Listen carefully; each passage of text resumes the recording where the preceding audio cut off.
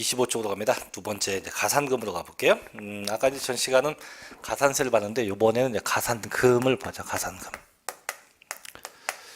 자, 이제 가산금인데 그럼 얘는 언제 붙냐면 이때 붙죠. 이제 고지서에 의해서 고지서를 받아서 납부하지 않았을 때 이때 붙는 게 가산금에서 고지서를 받고 나서 안 냈을 때 붙는 게 이게 가산금인데 그럼 대체 이제 가산금은 뭐 어떤 성격이냐 아까도 얘기했지만 얘는 가산금은 이자에서 얘는 연체 일명 연체 이자의 성격을 갖고 있어요. 그럼 대체 얼마나 붙냐? 이제 붙는 건 이만큼 붙어요. 가산금의 속된 말로 두 가지가 있는데 첫째는 이제 그냥 가산금. 그래서 제일 처음에 안 냈을 때 붙는 가산금이 붙죠. 이게 3%가 붙고 얘가 계속 안 내면 또 붙어요. 또 붙는 가산금이 바로 중가산금이라고 해서 1.2%씩 최고 60개월 동안 이렇게 붙어요. 근데 이제 한 가지 주의할 건 뭐냐면 가산금은 처음 체납, 제일 처음에 체납했을 때 붙는 게 이게 가산금이고 중가산금은 처음 체납하고 두 번, 2회 이후, 2회 이상 체납했을 때 붙고 또 매달 붙어요. 매월, 안 내면 매월 계속해서 붙는다 이거죠. 또 중요한 건 또 뭐냐면 가산금은 이제 체납한 금액이 크건 작건 관계없지만 이 중가산금은 고지받은 금액이 커야 붙어요. 커야지. 그래서 적어도 고지받은 게 지방세였다면 그 지방세가 최소한 30만 원 이상일 때 30만 원 이상일 때 붙게 되고 체납한 게 국세였다면 최소한 100만 원입니다. 이상일 때 붙어요. 그래서 가산금은 고지된 금액에 관계없이 무조건 붙지만 중가산금은 반드시 30만 원, 100만 원 이상은 돼야 한다는 거죠. 자, 보셔요. 25쪽 가면 1번. 자, 가산금인데 맨 밑에. 자, 조세를 납부기한까지 납부하지 아니한데 국세 징수법 또 지방세 기본법 혹은 지방세 관계법에 의해서 고지세액에 가산해서 징수하는 금액과 이게 가산금이고 또 납부기한 지난 후 일정 기한 최고 맥시멈 60개월까지인데 계속 붙는 게 이게 중가산금이라고 합니다. 자, 넘겨보죠. 두 번째 이제 2번의 기업번 가산금인데 그럼 대체 얼마나 붙냐? 자, 기업번 땡땡 가산금은 조세를 납세 고지서에 명시된 납부기한까지 완납하지 아니한 때는 그 납부기한이 지나간 날부터 체납된 조세의 100분의 3, 즉 3%에 상당하는 가산금을 징수해요. 다만 국가나 지방자치단체에 대해서는 가산금을 징수하지 않죠. 왜? 세금 걷는 주체가 누굽니까? 국가나 지방이니까 얘네한테는 별도의 가산금을 매길 일은 없다는 거죠. 또 2번 중가산금인데 얘가 계속 안 내고 버티면 가산금이 또 붙어요. 그 또 붙는 게 무슨 가산금? 중가산금인데 2번 자, 체납된 조세를 납부하지 아니한 때 납부기한 지난 날부터 매 1개월 지나갈 때마다입니다. 때마다 체납된 조세의 1000분의 12, 즉 1.2%에 상당하는 가산금을 위 기억에 따른 가산금에 더해서 징수합니다. 이게 중가산금이고 이때 자, 중가산금을 가산해서 징수한 기간 몇 개월? 60개월을 초과할 수 없다고 돼 있고 또 B번 납세 고지서별 세목별 세액이 국세는 100만 원 미만입니다. 지방세는 30만 원 미만은 중가산금이 없어요. 그럼 바꿔 얘기하면 적어도 30만 원 이상, 100만 원 이상일 때만 이 중가산금이 붙을 수 있다는 거죠. 또 이때 납세고지서에 둘 이상 세목이 함께 적혀 있다면 세목별로 판단한다. 이게 뭔 얘기냐면 이 금액의 판단은 이제 고지서가 있어요. 있으면 이제 무슨 세금 해갖고 얼마가 써 있을 거고 무슨 세금에서 얼마 써 있는데 그 합계가 써 있죠. 합계가 얼마인데 이 30만 원, 100만 원은 합계로 떼는 게 아니고 각각으로 각각 매겨요. 그래서 중가산금은 고지서 이 합계가 아니고 세목별로 세금별로 각각 매겨요. 세목별로 각각 판단해요. 세목별로 각각 판단해서 적용하게 된다는 얘기죠. 그래서 여기까지 가산금까지 봤는데 어쨌든 이제 가산세는 언제 신고 납부가 안 됐을 때 붙는 게 가산세. 둘째, 가산금 언제? 고지받아서 안 냈을 때 붙는 게 이게 가산금이라고 합니다. 자, 그다음 밑에 핵심 체크 두 개는 있는데 양쪽은 시간 한번 보시고요. 자, 넘어가죠. 이제 뒷페이지 갑니다. 자, 뒷페이지 가서 이제 교재 29쪽인데 이제 제목이 납세자와 납세 의무자입니다. 그럼 얘는 또 뭐 하는 거냐 이건데 결국은 이제 세금 내는 자입니다. 그래서 잠깐 보죠. 납세자인데 납세자는 결국은 이제 세금 낼 자인데 요거를 이제 저희 법전은 크게 둘로 나누어요. 첫째는 뭐가 있냐면 납세 의무자가 있고 둘째 뭐가 있냐면 징수 의무자 이렇게 해서 납세 의무자가 있고 징수 의무자가 있고 둘로 구분합니다. 구분해. 그럼 저희는 역시 이것도 저희 혐의 관계 등은 이 납세 의무자만 얘만 저희 혐의 관계 있고 징수 의무자는 솔직히 이건 저희 혐의하고 큰 관계가 없어요. 이게 이제 원천 징수하는 건데 그럼 어쨌든 그러면 이 납세자는 납세 의무자하고 징수 의무자하고 합친 가장 큰 개념이에요. 큰 개념이고 이걸 다시 세분화하는 게 납세 의무자, 징수 의무자예요. 그럼 다시 예번 볼게요. 그럼 납세 의무자는 또 다시 뭐가 있냐? 첫째는 본래 납세 의무자, 본래 납세 의무자라고 해서 원래 세금 낼 자. 둘째는 두지 연대인가 이차인가? 연대네. 둘째가 연대 납세 의무자, 연대 납세 의무자가 있고 셋째는 제2차입니다. 제2차 납세 의무자, 2차 납세 의무자가 있고 넷째는 보증인 이렇게 해서 납세자가 이렇게 크게 4명. 그래서 각각에 대해서인데 어떤 얘기냐? 그럼 제일 첫째 본래 납세 의무자는 뭐냐면 본래 세금 낼 자입니다. 본래 낼 자. 본래 그 세금 낼 자. 그래서 취득하면 되거든요. 취득자가 내듯이 해서 항상 뭐 해당하는 자, 뭐 취득자, 혹은 뭐 양도자. 그래서 이렇게 해서 해당하는 그 자가 저희는 본래 납세 의무자라고 불러요. 자, 그다음 보증인인데 보증인은 납부를 보증한 자, 쉽게 납부 보증한 자, 납부를 보증한 자입니다. 납부 보증한 자를 보고 뭐라 불러요? 보증인이라고 해요. 그럼 중요한 건 이거예요. 연대납세 의무자하고 제 2차 납세 의무자가 이 두 개는 조심해야 돼요. 이 두 개가 어떤 특성이냐면 둘 다 공통점은 세금을 대신 낸다. 대신해서 그 세금을 납부한다. 세금을 대신 납부한다. 이게 연대납세 의무자, 2차 납세 의무자예요. 다만 두 가지가 차이가 있는데 자, 그럼 연대납세 의무자 보죠. 이 연대납세 의무자는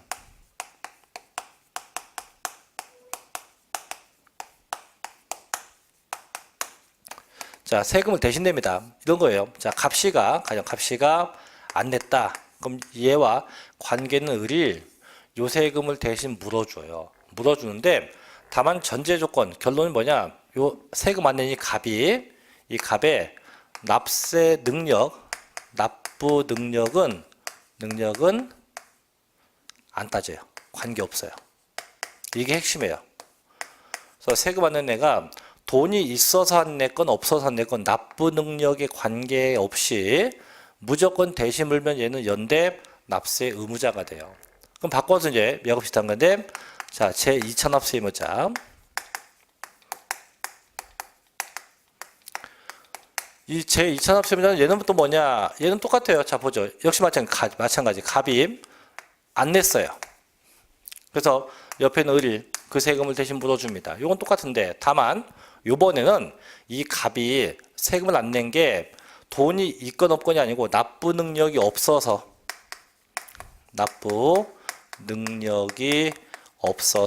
못 냈을 때만 대신 내요.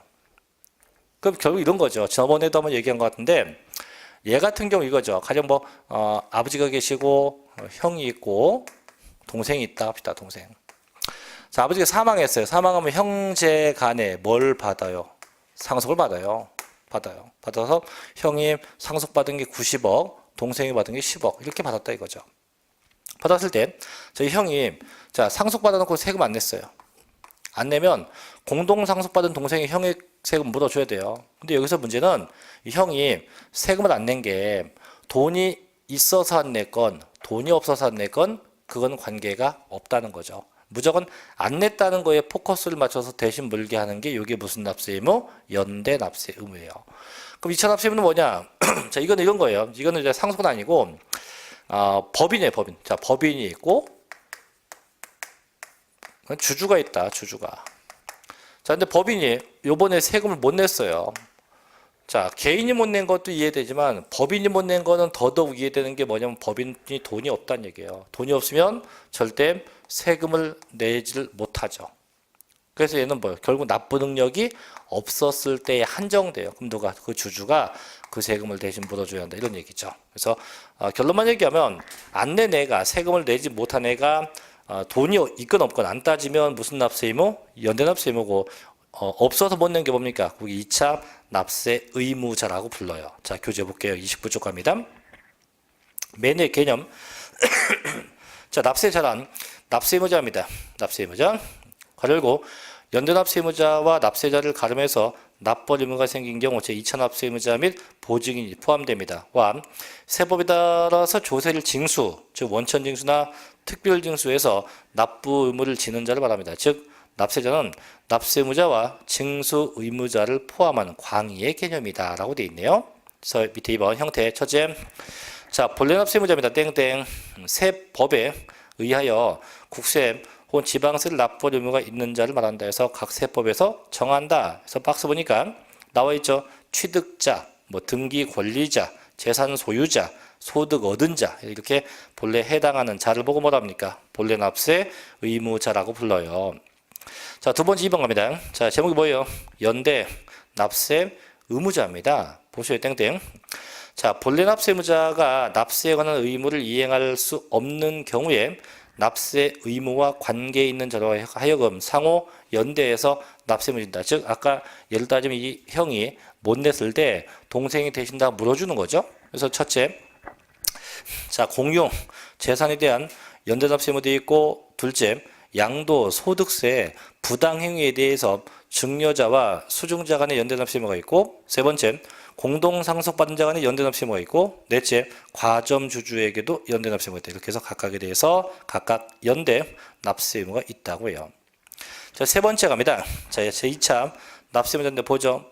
자, 납세자가 납세 의무를 이행할 능력이 없거나 납부 능력이 부족한 경우에 본래 납세자의 가름에서, 즉 대신해서 납세 의무를 지는 자입니다. 그래서 아까 얘기했죠. 세금 내지 않는 애가, 못한 애가 납부 능력이 없어서 대신 물 때에 한정된 게 이게 2차 납세 의무자고 딱 그 네 가지예요. 그래서 밑에 보면 도표가 있는데, 그럼 결론을 바꿔 얘기하면 이렇게 보면 돼요. 현행법상 2차 납세 의무는 네 가지밖에 없거든요.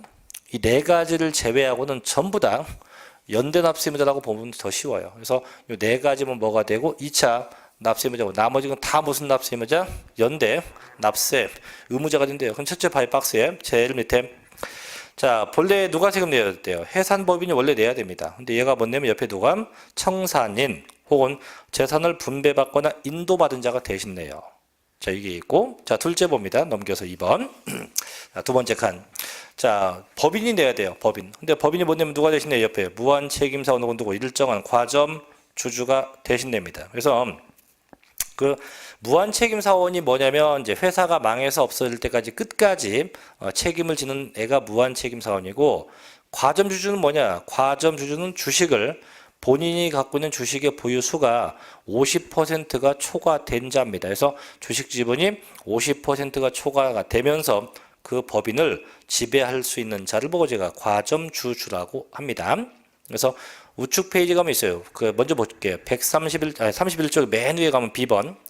자, 주주 혹은 유한 책임사원 한 명과 그와 특수관계인으로서 그들 소유 주식의 합계액 혹은 출자액의 합계액 얼마 100분의 50을 초과하면서 그에 관한 권리, 즉 법인의 지배권을 행사하는 자입니다. 이를 뭐라 불러요? 과점 주주라고 명칭을 합니다. 자, 다시 왼쪽에. 자, 이번엔 거꾸로 무한 책임 사원이나 과점 주주가 못 냈대요. 그럼 누가 대신 내요? 법인이 대신 내요. 마지막에 사업 양도자가 못 내요. 그럼 누가 대신 내요? 사업 양수자가 대신 냅니다. 다만 그 마지막에 있는 것, 사업 양도자가 못 내면 사업 양수자가 된다고 돼 있죠. 대신 그 옆에 밑줄 양수한 재산가액을 한도로 내요.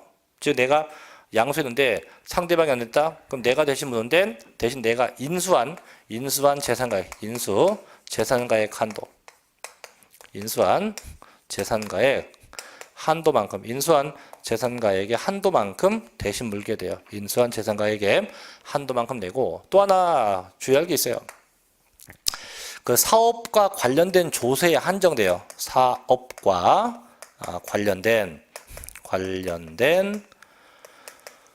조세에 한하여, 조세에 한해서 대신 내요. 그래서 사업과 관련된 조세에 한정해서 대신 내게 됩니다. 그래서 크게 두 가지예요. 소득세하고 그다음 부가가치세. 이 두 세금에 한해서만 2차 납세 의무가 있다라고 기억하시면 됩니다. 자, 뭐 그런 정도까지 보시면 되겠고요. 그다음에 뭐 나머지 내용은 뭐 이 정도면 충분할 거라고 보네요. 자, 넘어갑시다. 이제 넘어가서 33쪽으로 갈게요.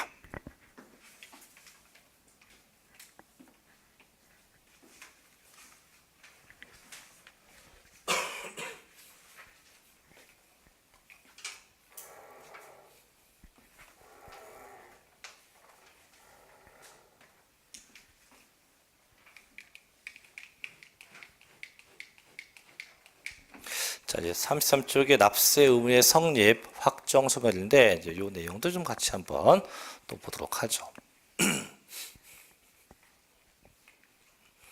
이 납세 의무의 성립 확정 등등은 이제 시험에 상당히 자주 언급이 되는데 얘도 좀 신경을 바짝 써서 좀 보셔야 돼요. 자, 제목이 납세 의무입니다. 의무의 성립. 그다음에 확정 소멸 세 가지. 그래서 납세 의무가 성립됐다, 뭐 확정되었다 이렇게 하는데, 일단 그럼 대체 납세 의무가 뭐냐? 이 납세 의무는요, 세금 내야 할 법적 의무, 세금에 관련된 의무예요. 요게 첫째. 자, 성립했다. 이 성립했다는 얘기는 뭐냐면, 이 세금이 발생하는 시점, 세금이 언제 발생하느냐, 발생하는 시점을 묻죠. 그래서 보통 저희가 얘는 추상적이다 이렇게 보죠. 추상적이다. 왜 추상적이다 하냐면 세금을 낼지 안 낼지 몰라요. 그건 모르고 단지 그냥 세금만 발생할 뿐입니다. 발생하는 시점이 이게 성립이고, 확정이 뭐냐? 확정은 발생된 세금이 구체화되는 겁니다. 발생된 세금이 구체화되는 게 이게 확정이다. 확정. 세 번째, 소멸. 이거는 발생된 세금이 없어진다요. 발생된 세금이 뭐한다? 없어진다. 이걸 보고 제가 소멸된다고요. 소멸된다. 이렇게 세 가지 해서 성립이 있고 확정이 있고 소멸이고 세 가지. 그래서 발생한다, 구체화된다, 그 다음에 없어진다. 근데 저희가 이미 이 확정은 이미 배웠어요. 아까. 언제 배웠어? 배운 줄 알면 돼. 언제 배웠냐면 아까 자, 세금 내는 방법은 크게 두 가지가 있었죠. 첫째는 뭐가 있고 신고 납부하는 게 있고, 둘째는 뭘 받는 게 있어요? 고지서 받는 게 있다. 두 가지. 그래서 신고 납부가 있고 고지서가 있는데, 자, 그럼 신고 납부는 누가 해요? 내가 합니다. 내가 신고 납부하려면 내가 직접 뭐하고 계산하고 계산된 금액을 직접 납부하죠. 누가? 내가. 그럼 거꾸로, 자, 고지서 받았어요? 그럼 고지서에 보면 금액 찍혀와요. 얼마나 찍혀옵니다. 그럼 얘는 누가 찍었어? 정부가 금액을 정해서 고지서를 보내고 그거 받아갖고 내면 돼요. 그럼 정해지는 방법 두 가지예요. 신고 납부는 내가 하는 거니까 내가 뭐 할 때? 신고했을 때, 신고할 때 그 모든 금액이 정해진다고 보시면 되고, 고지서는 정부가 만드는 겁니다. 그래서 이건 이제 정부가, 국가가 결정할 때 확정된다는 말을 합니다. 그래서 결국 확정되는 방법은 신고 납부 세금은 다 언제 확정되고, 신고할 때 확정이 되고, 고지받는 건 다 언제? 정부가 결정할 때 확정된다. 이렇게 둘로 구분해요. 그래서 신고 납부 세금 언제? 신고했을 때. 고지받는 건 언제? 정부가 결정할 때. 그럼 예를 들면 이거죠. 신고할 때는 거 취득세, 또 등록, 면허세, 또 뭐 있죠? 양도소득세 같은 거. 이런 것들 전부 다 신고 납부 세금이니까 다 언제? 신고했을 때 그 세금이 확정돼요. 하지만 자, 정부가 결정하는 것도 있죠. 대표적인 게 뭐예요? 아까 재산세, 또 뭣도 있고 종합부동산세. 그럼 이 세금들은 정부가 결정하는 세금이니까 언제? 정부가 결정했을 때 그 세금이 확정된다고 할 수 있어요.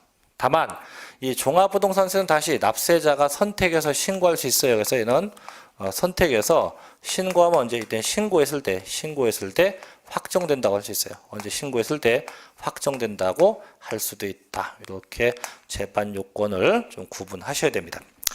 자, 그런데 그럼 성립부터 봐볼게요, 한번. 자, 밑에 갑니다. 1번. 납세임의 성립인데, 33쪽에.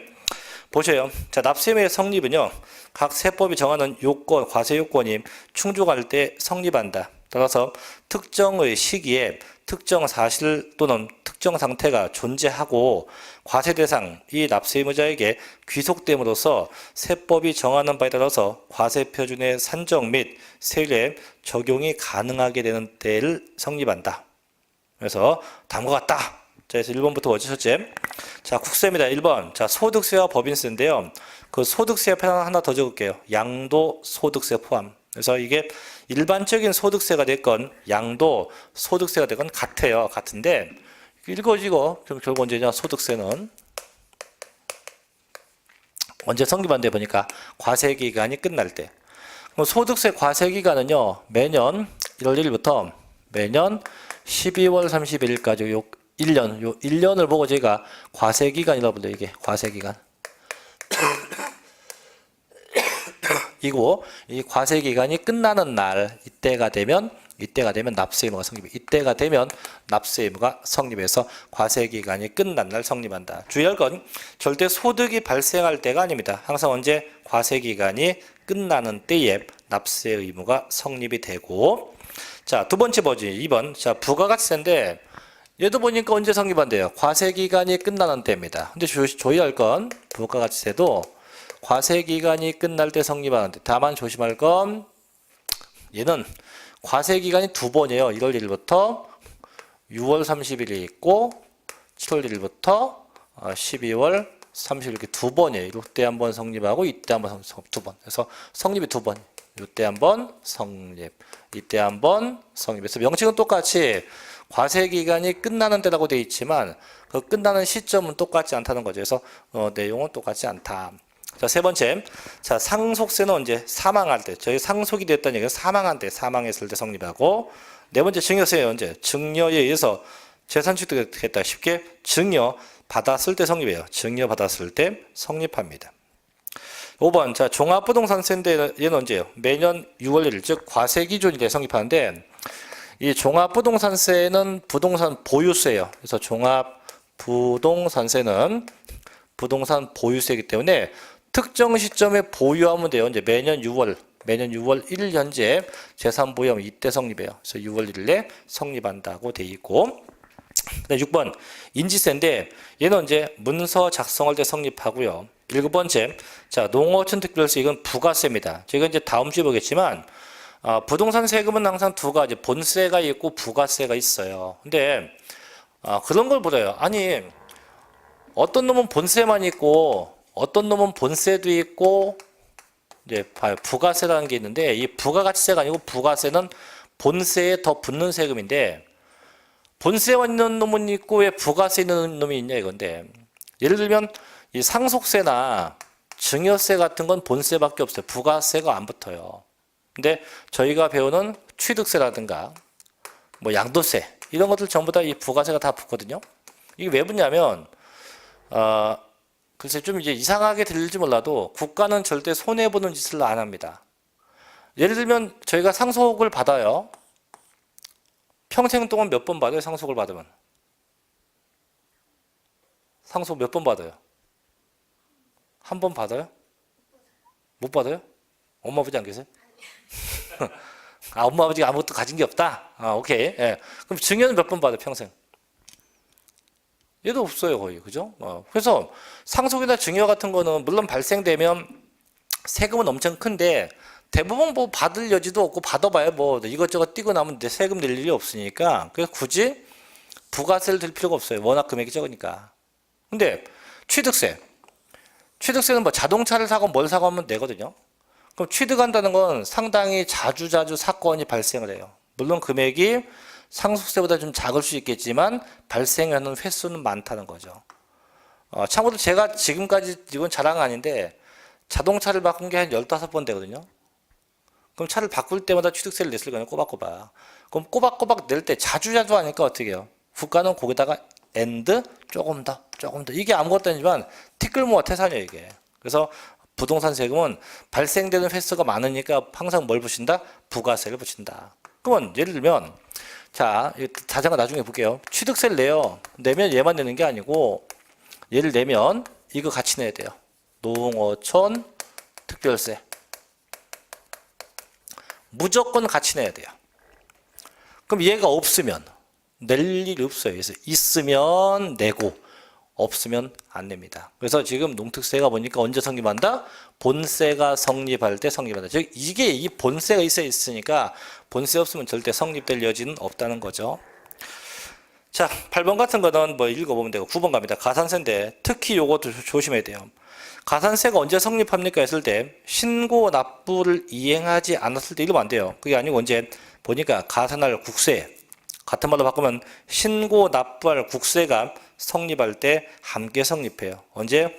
그걸 굳이 해석한다면 가산할 국세가 뭐예요? 신고 납부할 국세가 성립할 때 함께 성립한다고 할 수 있습니다.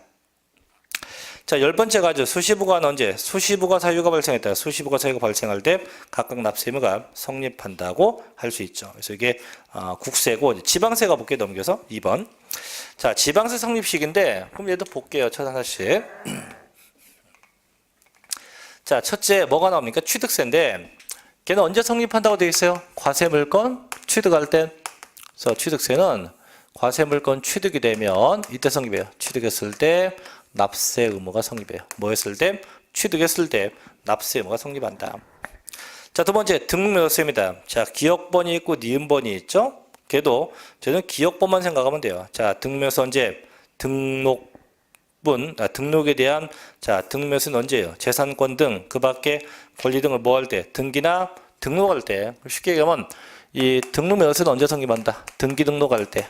뭐 할 때? 등기 등록할 때. 쉽게 얘기하면 이 등록할 때 납세 의무가 성립돼요. 뭐 할 때? 등록할 때 성립한다. 등기나 등록할 때 성립이 돼요. 자, 세 번째 재산세입니다. 자, 요건 아까 종합부동산세하고 똑같이 얘도 부동산 보유세예요. 보유세니까 항상 보유 시점이 언제냐? 매년 6월 1일로 한다는 거죠. 그래서 매년 자 6월 1일 되면 똑같이 성립해요. 그래서 이 날을 보고 재산세도 마찬가지고 종부세 마찬가지고 이 날짜를 보고 뭐라 하냐? 이렇게 불러요. 과세 기준일이라 합니다. 자, 뭔 날이요? 과세 기준일이고 매년 이제 6월 1일로 하게 돼 있다 이거죠. 자, 네 번째입니다. 지방교육세인데 이 지방교육세를 앞에 쓰면 돼요. 얘도 부가세입니다. 아까 농어촌 특별세하고 성격이 유사한데 그래서 항상 부가세는 본세가 있어요. 그래서 얘도 부가세이기 때문에 언제? 그 과세 표준이 되는 세목 쉽게 얘기하면 본세예요. 본세에 납세 의무가 성립할 때 함께 성립해요. 언제? 본세의 납세 의무가 성립할 때 동시에 함께 성립한다고 보셔도 돼요. 5번 자 지방소득세입니다. 언제 성립해요? 그 과세 표준되는 소득에 대해서 소득세와 법인세 납세 의무가 성립할 때 함께 성립하기도 하죠. 자, 주민세인데 얘도 특히 기억번, 니은번 두 개인데 자 기억번 자 균등분하고 재산분이에요. 땡땡 언제 성립한대요? 과세 기준일. 조심할 게 아까 재산세하고 종합부동산세도 과세 기준일로 돼 있었어요. 근데 얘는 날짜가 6월 1일로 돼 있었죠. 하지만 이 주민세도 자 보죠. 참고로 주민세도 언제예요? 과세 기준일에 성립한다고는 되어 있습니다만 날짜가 달라요. 이게 재산분은 이게 무슨 분? 재산세가 아니에요. 재산분 주민세는 언제? 7월 1일 날일 과세 기준일 되고 이게 균등분이다. 이게 균등분이면 언제? 이때는 8월 1일 날 과세 기준일로 봐요. 그래서 이게 재산분인지 균등분인지 명칭은 똑같이 재산세와 똑같이 과세 기준일로 되어 있지만 그 날짜는 똑같지가 않아요. 그래서 6월 1일로 볼 거냐, 7월 1일로 볼 거냐, 그 차이가 존재합니다. 자, 그다음에 종업원분은 언제예요? 종업원에게 뭐 줄 때? 급여 지급할 때, 월급 줄 때 납세 의무가 성립한다고 하지요. 자, 그다음에 7번 지방소비세인데 요거는 부가가치세 낼 때 내요. 그래서 부가가치세가 성립할 때 함께 성립해요. 언제? 부가가치세가 성립할 때 함께 납세 의무는 성립하게 됩니다. 자, 8번 레저세 갑니다. 언제예요? 승자투표권 혹은 승마투표권 등을 발매할 때 성립이 된대요. 아홉 번째, 자, 지역자원시설세인데, 자, 기업번 발전용수는 언제예요? 발전할 때. 자, 니은번 지하수 언제? 지하수 채수할 때. 셋째, 지하자원 언제? 지하자원을 채광할 때. 넷째, 컨테이너 언제? 컨테이너를 가지고 부도를 왔다 갔다 할 때. 미음번 원자력 발전 언제? 발전하는 때.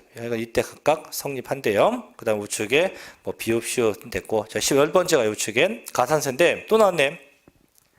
절대 신고 납부 안 했을 때 아니에요. 언제입니까? 가산할 지방세. 또 같은 말로 하면 신고 납부할 지방세입니다. 그래서 가산할 지방세, 신고 납부할 지방세가 성립할 때 동시에 함께 성립하게 돼요. 동시에 함께 성립한다. 자, 11번이에요. 자, 수시부가 한데 언제예요? 수시부가 사유가 발생할 때 성립해요. 언제? 수시부가 사유가 발생할 때 성립한다. 그래서 이렇게 해서 각각의 성립인데 그 예제 한번 다시 볼게요. 전에 한번 봤었는데 1번. 자, 납세의 성립 시기입니다. 옳은 것만 묶인 건 뭐냐? 첫째, 소득세 언제? 소득을 지급할 때. 아까 아니었죠. 언제? 과세 기간이 끝날 때. 두 번째, 자, 농어촌 특별세는 언제예요? 자, 과세 기간이 끝날 때 아니죠. 아까 얘 부가세니까 언제예요? 본세의 납세 의무가 성립할 때입니다. 본세의 납세 의무가 성립할 때. 세 번째, 재산세는 맞네요. 그죠? 과세 기준 이래 성립을 합니다. 자, 네 번째, 지방교육세도 부가세니까 이제 그 과세 표준되는 세, 뭐 쉽게 본세. 그 본세 납세 의무가 성립할 때 함께 성립을 할 수 있고요. 자, 미음번 수시부가 한다. 언제? 수시부가 세가 발생할 때 성립돼요. 그래서 각각 성립을 하게 된다 이거죠. 자, 여기까지 성립이었고 이제 확정 갈게요. 두 번째, 확정은 아까도 얘기했어요. 구체화되는 거. 그래서 신고 납부 세금 언제 확정된다고요? 신고했을 때. 고지받는 건 언제? 정부가 결정했을 때 각각 확정되게 돼요. 그래서 보통 성립이 되고 그 다음에 확정되고 그 다음 수면 이렇게 각각의 단계를 거쳐가는 게 원칙이에요. 이게 원칙인데 다만 참고로 성립과 동시에 확정되는 게 있어요. 성립과 동시에 자동 확정되는 것도 있다. 이게 뭐냐면 대표적인 게 이게 바로 인지세. 그래서 인지세 같은 경우는 성립과 동시에 곧바로 확정됩니다. 보죠 하나씩. 자, 납세의무 확정은요. 추상적으로 성립한 납세의무를 조세의 납부나 혹은 징수를 위해서 세법이 정하는 바에 따라서 납부세액을 납세의무자 혹은 과세관청에 일정한 행위나 절차를 거쳐서 구체적으로 확정되는 것을 의미합니다. 그래서 1번. 자, 신고주의 땡땡 봐요. 언제? 신고할 때 확정돼요. 언제? 신고할 때 확정됩니다. 언제 확정돼요? 신고할 때 확정됩니다. 그래서 보니까 납세의무 성립 후 납세 의무자가 과세 표준과 세액을 정부에 신고할 때 확정된다 해서 신고 납세 세금은 다 언제? 신고할 때 그 세금이 확정돼요. 그럼 넘겨볼게요. 두 번째 갑니다. 2번 부가주의인데, 자, 부가주의는 쉽게 고지서 받는 겁니다. 그래서 언제? 과세관청이 뭘 때? 결정할 때 확정돼요. 왜? 신고 납부는 내가 하는 거지만 고지서는 국가가 보내는 거죠. 그래서 과세관청이 결정할 때 그 세금이 확정된다고 할 수 있고요. 세 번째, 자, 자동 확정돼요. 보니까 성립과 동시에 확정돼요. 본래는 아까 저기 성립이 되고 확정되고 이게 각각의 단계인데 지금은 성립과 동시에 확정이야. 성립과 동시에 곧바로 확정되는 케이스인데요. 보니까 뭐 있어요? 인지세도 있네. 또 원천징수하는 소득세나 법인세 등도 있어요. 그래서 그렇게 해서 이런 것들 전부 다 성립과 동시에 자동으로 확정되게 되어 있다라고 할 수가 있습니다. 자, 그래서 이게 확정도 받죠. 그래서 밑에 보면 예를 들면, 자, 원칙이 과세관청이 결정해서 확정되는 게 원칙이다. 자, 지방세를 골라봐라. 그럼 지방세를 고르면 지금 지방세 두 개밖에 없어요. 취득세하고 재산세밖에 없어요. 그 중에서, 자, 취득세는 언제? 신고할 때 확정됩니다.